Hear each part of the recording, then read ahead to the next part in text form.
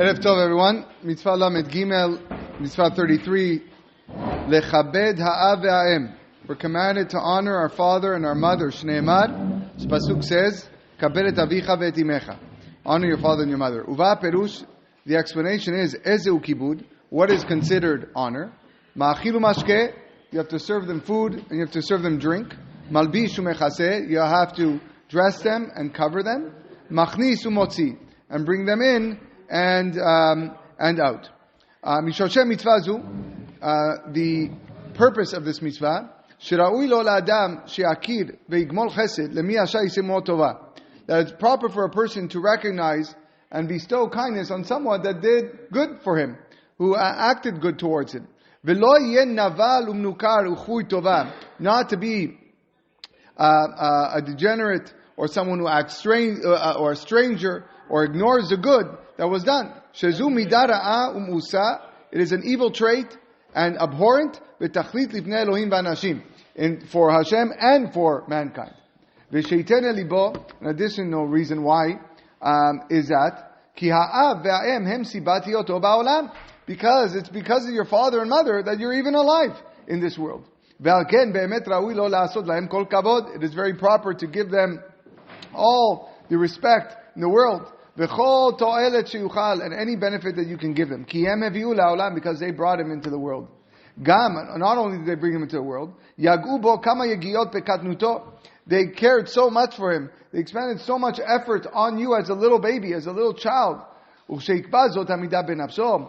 the chinuch gives a big chidush. He says, once you establish that trait of recognizing the goodness of your parents, and therefore you're honoring them,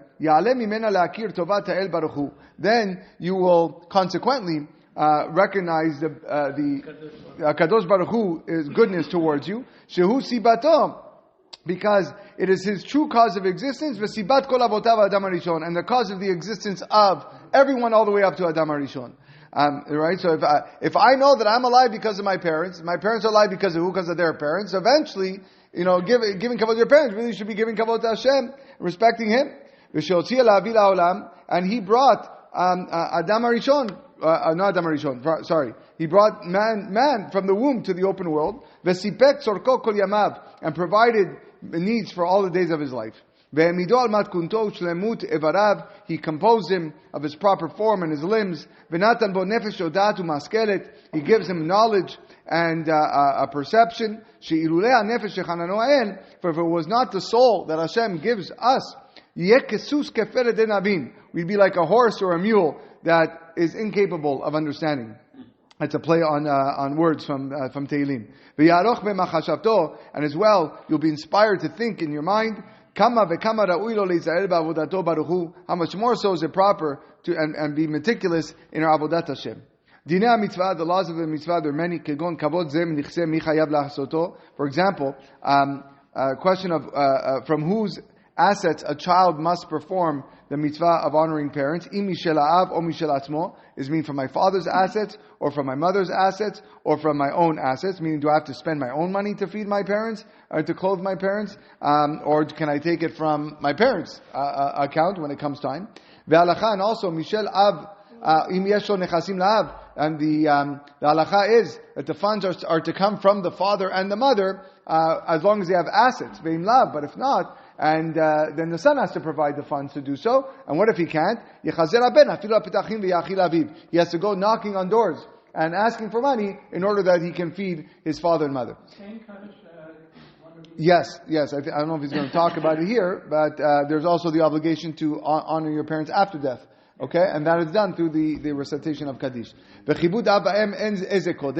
with regards to which one has precedence, father or mother, okay, and to how much a person is obligated to honor his father and mother. What happens if a father says, you know what, you don't have to honor me. I'm not that such a good guy. You don't have to honor me.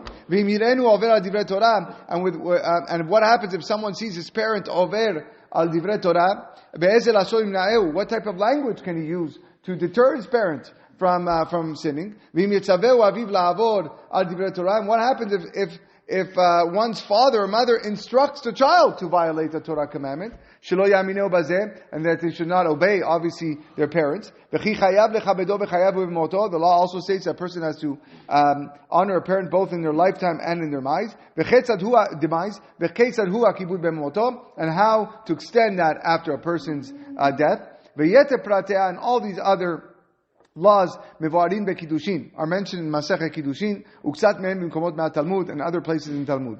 V'noeget v'kol makom kol zeman. This mitzvah applies in all occasions and all times. B'zecharim, it applies to men. U'benekevot kol zman she'efshar lahen, and to women whenever it is possible for them to fulfill it. Kelomar, as if to say, bechol et shelo yimnu otam balehen, whenever their responsibilities to their husband does not prevent them from doing so. Meaning, a woman has to bring kavod to her husband, obligated to do work for her husband. So if the husband, so after she gets married, the husband really takes priority over that of her parents. And a person who transgresses this has negated a positive mitzvah. And his punishment is very severe. It's a heavenly punishment. Because when you neglect to honor your parents, it's as though you're acting like a stranger to HaKadosh Baruch Hu in Shamayim. And if the Bet Din has enough authority, kofinoto, they compel a child to honor his parents, like we wrote above in mitzvah number 6, that sometimes Bet Din does have that authority and does have that power to compel a person to fulfill a positive precept, a positive mitzvah in the Torah. Okay, we'll stop here. We'll continue next time.